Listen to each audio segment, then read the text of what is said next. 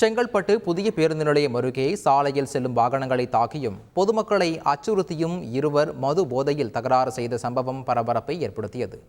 தொடர்ந்து மிரட்டல் தொனியில் பேசி இருவரும் அத்துமீறியதை அடுத்து போலீசாருக்கு தகவல் தெரிவிக்கப்பட்டது. உடனே சம்பவ இடத்திற்கு வந்த போலீசார் இருவரையும் பிடித்து காவல் நிலையம் அழைத்து சென்றனர். இருவரும் செங்கல்பட்டு காய்கறி மார்க்கெட்டை சேர்ந்த சுமை தூக்கும் தொழிலாளர்கள் என்பது தெரியவந்தது. இருவரிடமும் போலீசார் தொடர்ந்து விசாரணை நடத்தி வரும் நிலையில் சம்பவம் குறித்தான வீடியோ வெளியாகி இணையத்தில் பரவி வருகிறது.